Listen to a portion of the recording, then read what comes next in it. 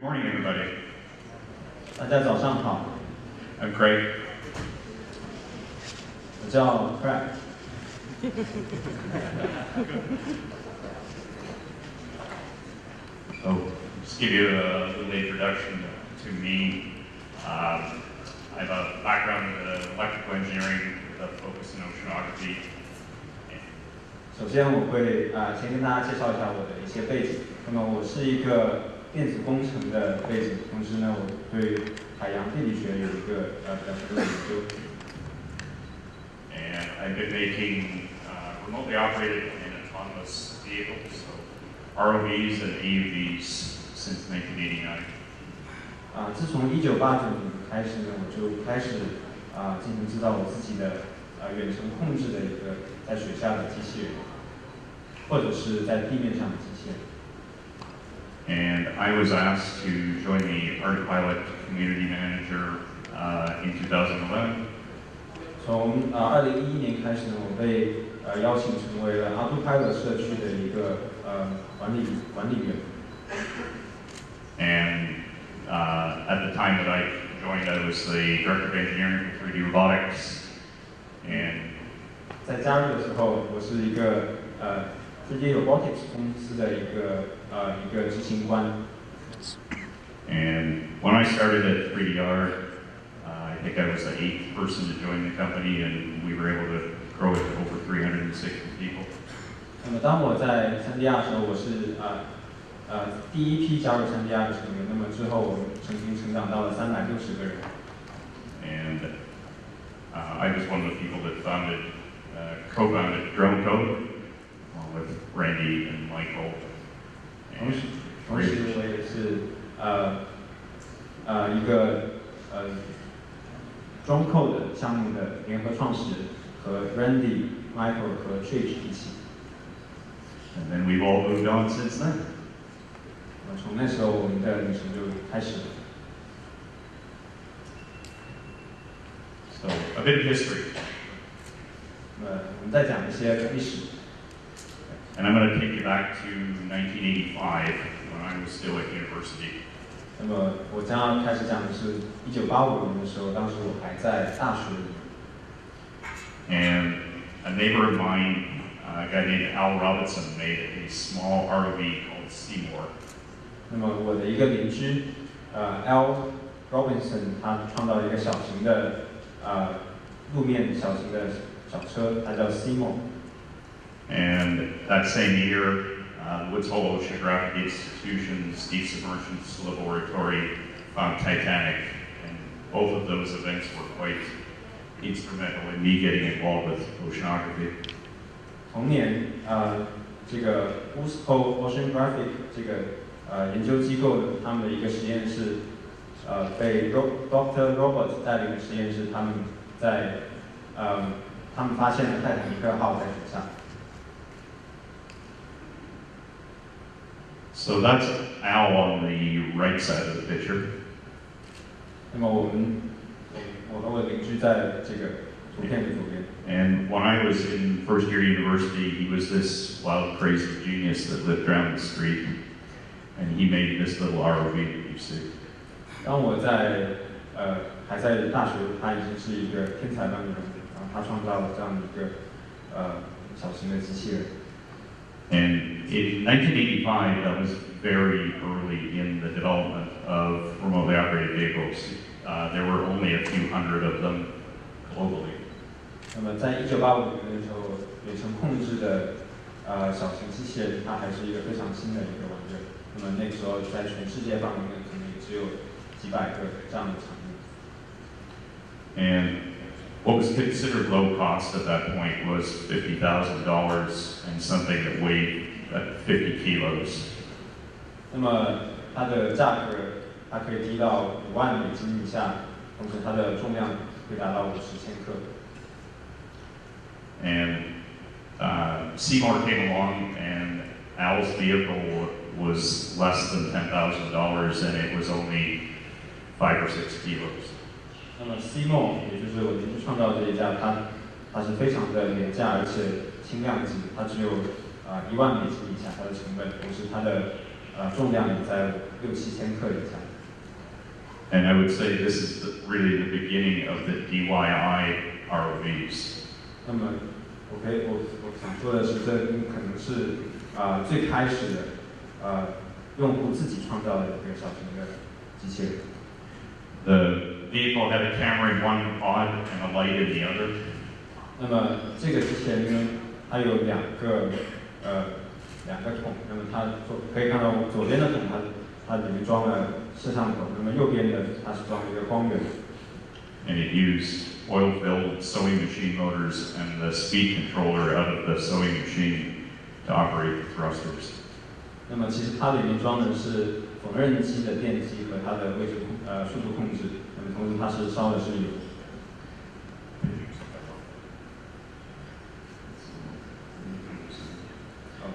So, unfortunately, the picture's cut off, but he used a keychain, oil-filled little keychain compass for the compass on the vehicle, and you can't quite see it in the picture, but it's quite clever because you could see it with the video camera. And because it was oil-filled, it wouldn't crush in the water and wouldn't leak. 很可惜的，在这个图里面看不到它被剪切掉，但是这架机器人它使用了一个用油来进行用油和气泡进行测试，用测量航向的一个拨盘装置。And then the second one that he made actually had a tilting camera, and the light tilted. 那么第二个创造的机器人，它有一个可以转动的摄像头，可以让它保持不稳定。And just make a comment, if you look at what the open ROV guys are doing now, the original vehicle design that Al did back 30-something years ago is almost exactly identical to what's been repeated now. 那我想说，如果你们可以看到现在的 Open ROV 他们项目所做的一个水下无人机的话，和我们30年前所做的对比，其实有很大的相似之处。And Al also designed a vehicle called Scallop that he eventually sold to a company called Video Ray. And that vehicle is still being made more than 30 years later, obviously with new controls, and they no longer use sewing machine motors. 那么 L 同时也创造了一个小型机器人，叫做Scallop， 它叫 Scallop， 然后它同时这个小型机器人它被卖到了一家公司叫做 Video Ray， 就是他们在30年后依然还在生产和使用这个小型机器人。Anyway, Al really inspired me when I was a student at university, and he continued to influence me when I was first doing oceanography for the first 10 years or so. That I was working across the street from him at the Institute of Sciences in British Columbia. 那么 L 真的是在我成长路上启发了我很多，同时他也启发我去进行这个 oceanography 海洋研究，同时他也在我接下来的工作的环境和成长中给予了很多的启发和帮助。And at that same time, over in the Atlantic, September 1985, Bob Ballard, Andy Bowen, Steve Kay, Bob Elder, Martin Bowen, and the rest of the Woods Hole Deep Submergence Lab found Titanic, and they got to dive on it. And that was very inspiring to me. And Martin designed this little ROV that they flew down the staircase into Titanic, and I'm sure a bunch of you have seen that vehicle before, and it's more of the DIY ROVs.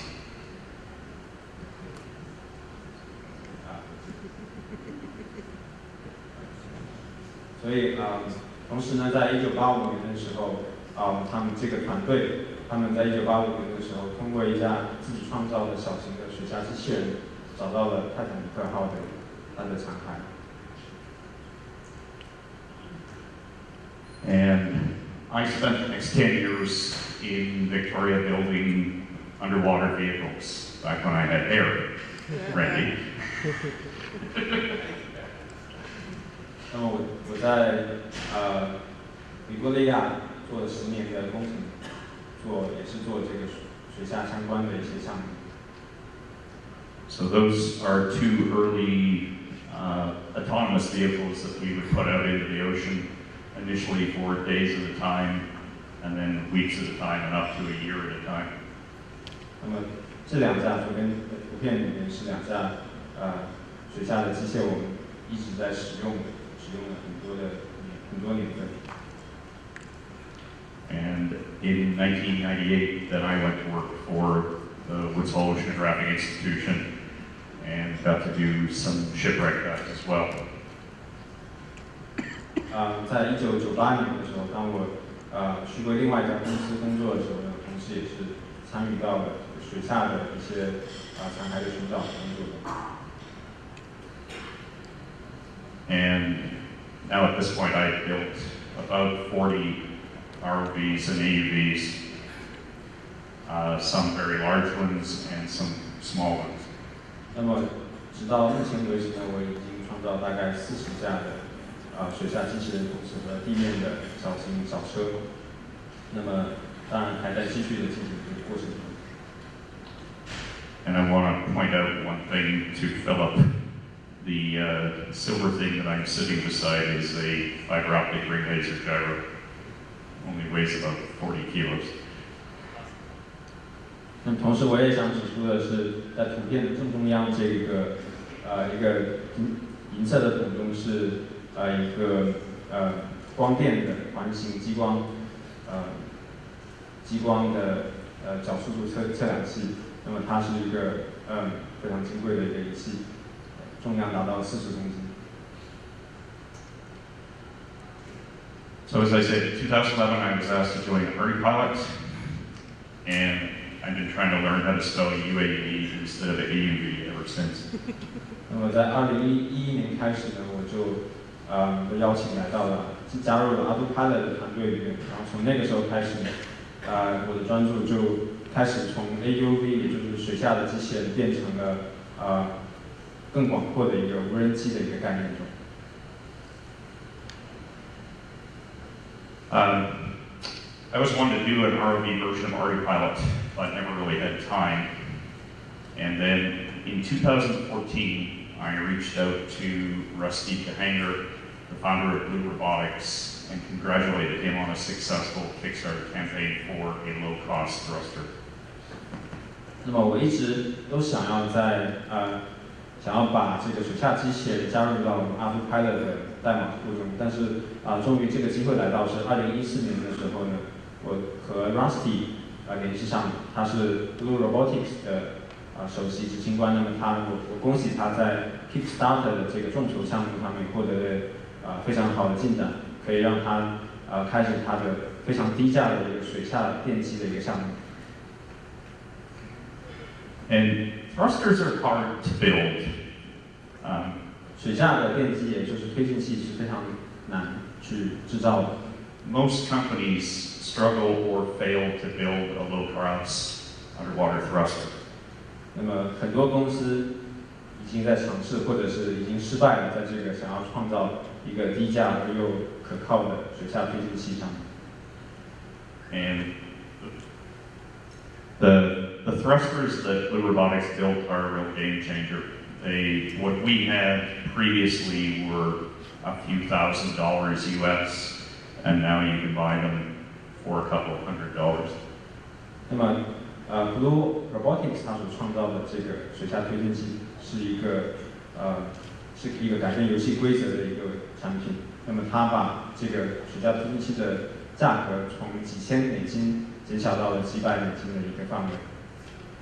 And you can see there's a lot of other boats that are now using this thruster, including this one that you can see up here that Randy brought with him. It's really changed what people are doing as far as building small boats and small ROVs or EVs. 同时，你也可以看到，在我手中这个滑行船上面也使用了这个水下推进器。它真的是在非常广泛的被用到了研究，还有 DIY 和其他的各个领域中去。So come up and have a look at this if you can. 如果有机会的话，你们可以等他来到舞台这边，可以去仔细的观看一下这个电机。In the spring of 2015, I started to talk to Rusty about how to convert the motor configurations in ArduCopters so that they would work on an ROV. 那么在2015年的时候，开始和 Rusty 一起讨论如何将 ArduCopter， 也就是多旋翼的项目中的这个电机的设置方式和我们的水下机器人的电机方式进行融合，使它们可以兼容。At the time, he wanted to write his own control system for an ROV, and I convinced him that he should have a look at ArduPilot. 那么在那个时候，他曾经想要去写自己的一个完整的控制方案，但是我跟他说，你应该去看一下 ArduPilot， 并且把它们兼容在一起。And after a number of conversations, he decided that he would take up the challenge, and he went and wrote the code for doing ROVs from ArduCopter. 那么，在过了几个星期之后，他决定接受这个挑战，并且从 ArduCopter 的代码中重新写出了一个新的针对于水下机器人的控制方案。And at the end of 2016, we brought the Blue Robotics code into ArduPilot as ArduSub. 那么在2016年的年末呢，我们把 Blue Robotics 所创造代码和官方的 ArduPilot 代码库进行了融合，终于创造了一个新的分支，叫做 ArduSub。And we have a really good relationship with the guys from Blue Robotics.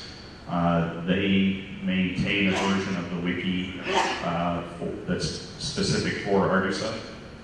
那么我们和 Blue Robotics 公司有一个非常好的合作，使得他们去维护和创建了这样的一个 维基百科的一个页面，所有的关于水下机器人的这个项目都可以在这上面得到信息。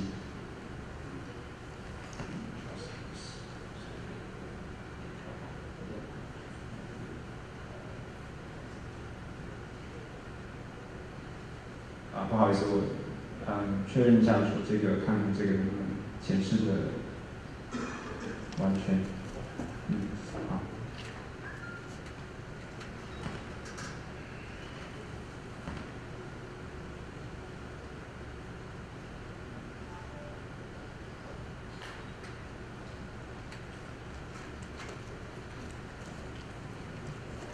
Awesome, thank you.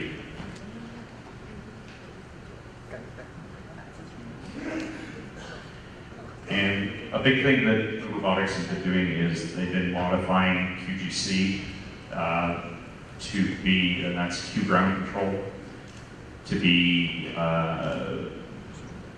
special for doing ROV requirements. They've done a bunch of video work there, and they've got a bunch of specific features that are specific to ROVs. 那么有一个非常重大的 Blue Robotics 的贡献是，他们针对 QGC， 也就是Q ground control 地面站，增加了很多针对于水下机器人的一些功能，使得 QGC 和水下机器人可以非常好的兼容在一起。And that was what they were doing in 2016. That work continues. 那么那个时候在2016年，他们开始这个项目，而且这个项目一直在进行的过程中，他们持续的在改进他们的代码。And in 2017, Blue Robotics developed a reference platform for ArduSub called Blue ROV2. 那么在2017年的时候呢 ，Blue Robotics 公司他们创造了一个参考的硬件机型，叫做 Blue ROV2，他们使用的就是 ArduSub 的代码库。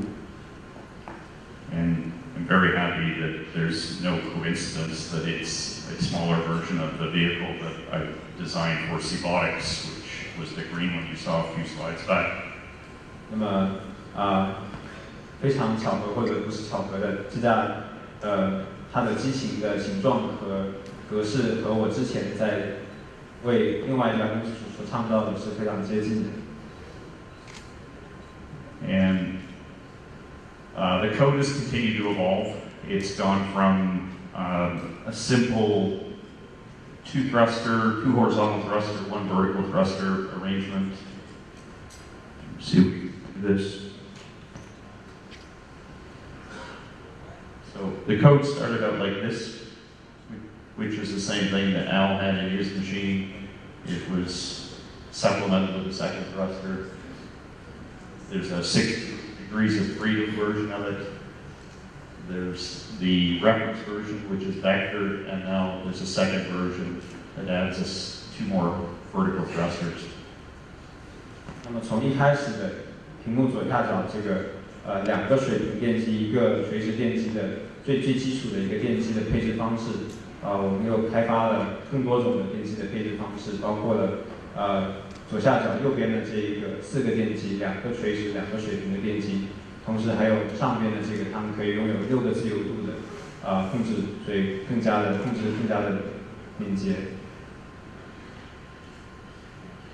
And there's an interesting ecosystem in the open source world because Blue Robotics have people that are buying some of their thrusters and building other vehicles, and there are other people that are building bits and pieces based on some of the mechanicals. In 2012, there were 12 vehicles 12 new vehicles. 那么这是一个非常有趣的发展历程。那么在当 Blue Robotics 开始的时候呢，大家都没有一个非常完整的一整套系统。那么大家开始从各个地方开始拼凑创造自己的系统。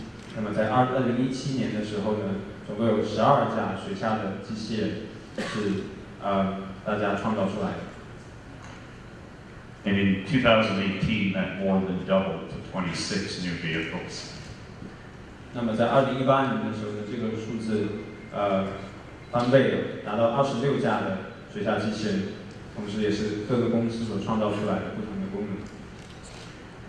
And all of this is what I would describe as enabling and transforming technology. 那么这些就是我所描述的，这样的技术可以让更多的人去使用更多不同的技术，同时它可以改变我们的社会和工业。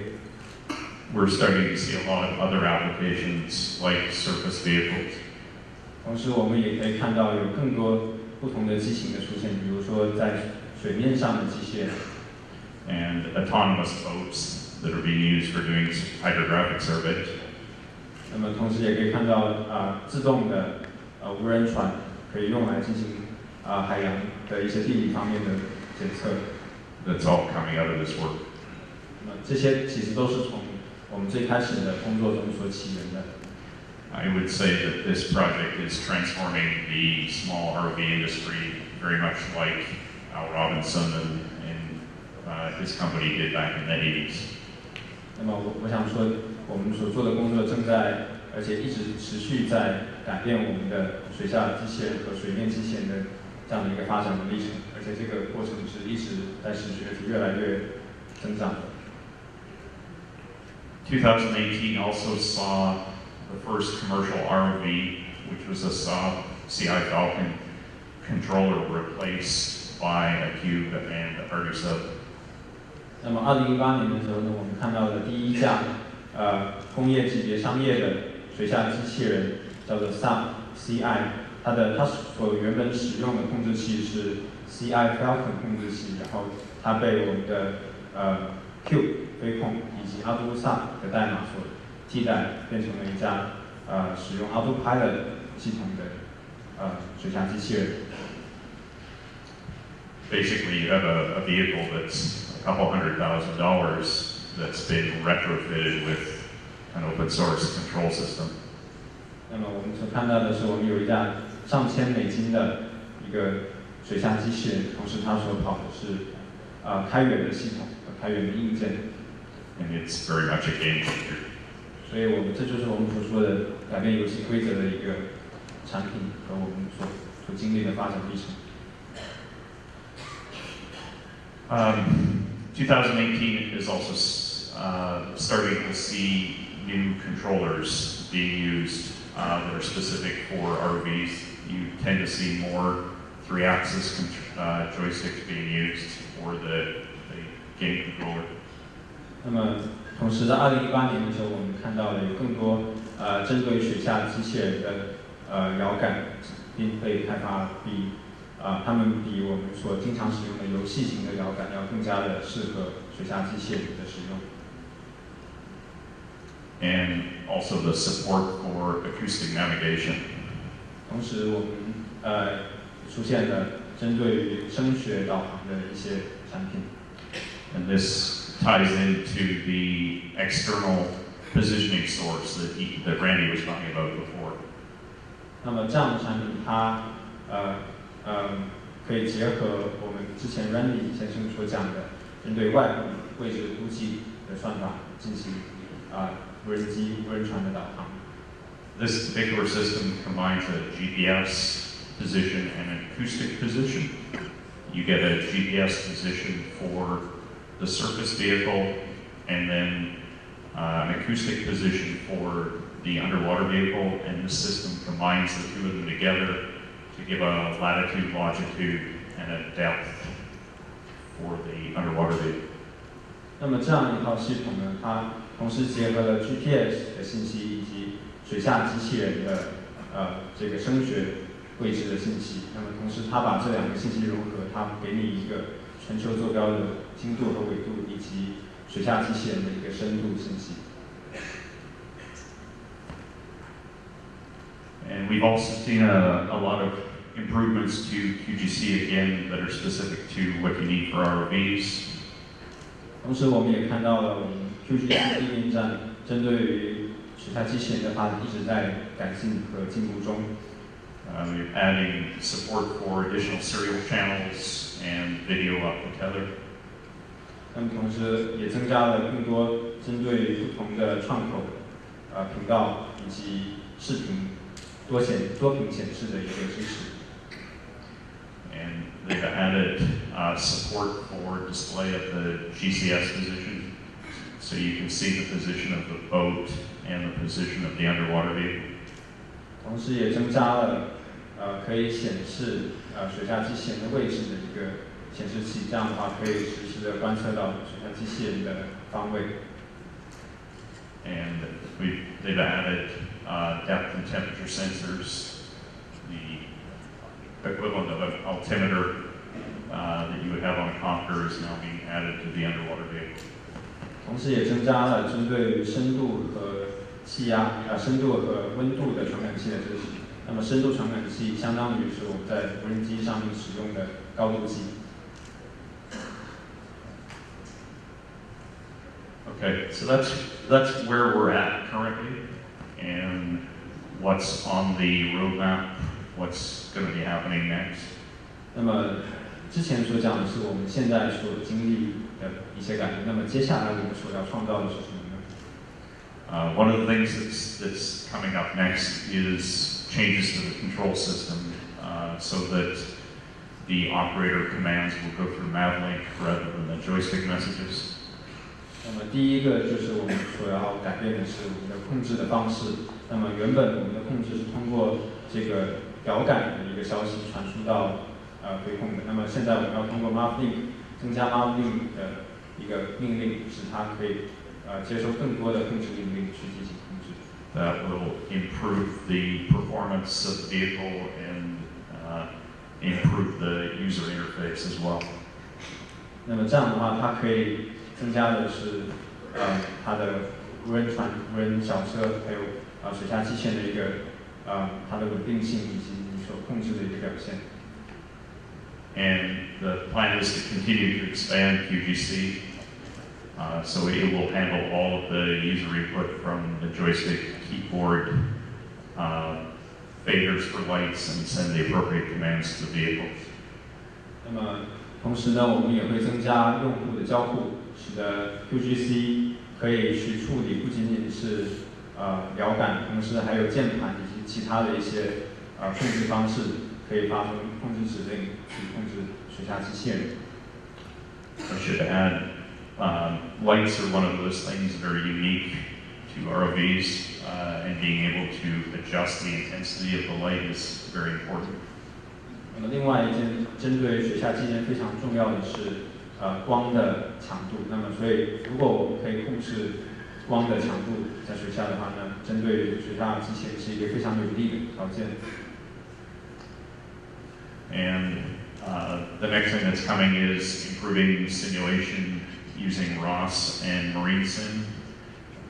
那么同时，另外一件事是我们会改进针对于 ROS 机器人操作系统以及水下机器人的仿生软件。I think probably everybody, or most people at least, are familiar with ROS. Maybe not marine sim. Marine sim is a commercial training package that's used for teaching RV pilots, and there's a version of it that's been adapted and customized for ArduPilot. 那么可能大家在座的很多人都会知道 ROS ROS 的软件，但是可能对 Marine Sim 软件不是特别的熟悉。Marine Sim 是一款商业的用作水下控制方面的协助和指导的软件。那么它针对于 ArduPilot 开发了一款专门针对于 ArduPilot 使用的仿真和协助控制软件。Another thing that's going to be coming soon are support for new vehicles. 另外一件将要到来的是，我们会增加针对不同机型的一个支持。So that's torpedo-shaped vehicles that move in a straight line, and you control their attitude or their height above the bottom or height below the surface of the fins. 比如说，我们会增加类似鱼雷或者潜水艇一样的机型，那么它会用机翼去控制，而不是用推进器去控制它的高度和转向。And towed vehicles or towed sonar, where the control will maintain the attitude of the vehicle as it's being towed. 那么另外还有一个是非常长的拖拽雷达，那么它可以用来去控制检测到飞行器水下机器人的高度。And untethered gliders, vehicles that can actually go across the ocean. Those vehicles move up and down in the water column. 那么还有就是没有带气流的滑翔无人艇，那么它可以在水下进行一个滑翔，通过水的水波，可以去行驶一个非常远的距离。And they allow the creation of an autonomous vehicle that could cross the ocean. 这样子的话，它可以使得它可以自动的去行进整个海洋的距离，因为它是没有气流的。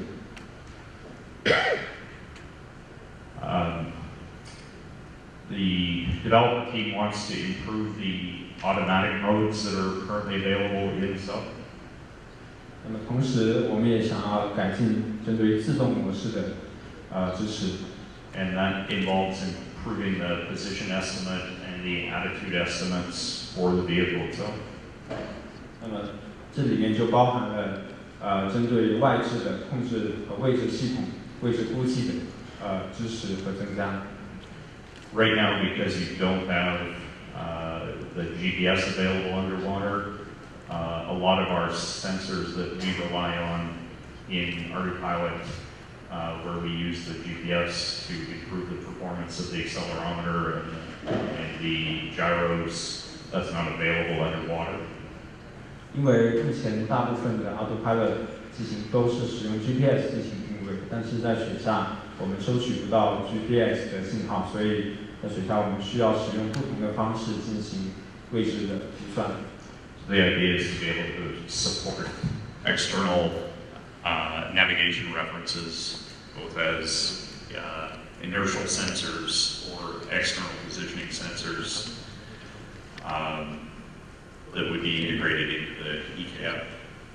所以我们需要增加针对于外部来源的位置估计的知识，或者是内部的惯性导航的知识。同时将它们和我们现在的 EKF 算法进行融合，获得一个比较精准的位置估算。And this again ties directly into what Randy was talking about with the external navigation sensors. 同时，我们的软体先生也在测试针对水上的无人船的一个位置的估算。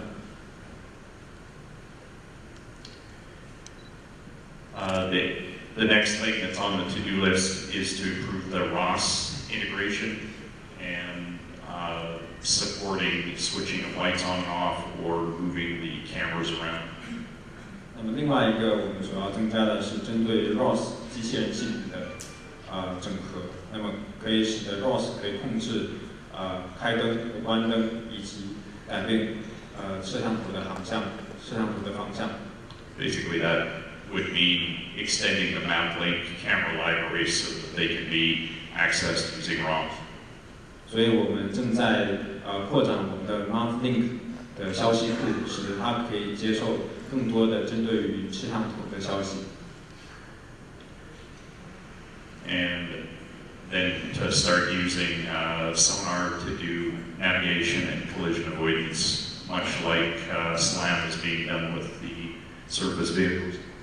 那么同时我们会使用声呐进行导航和障碍物规避。那么所做的工作和 Randy 刚才所讲的 SLAM 方面的工作类似。And if there's any questions, we can take them at this time. 好的，那么我的演讲就到目前为止。那么接下来的问问题的环节，我们可以有更多的交流。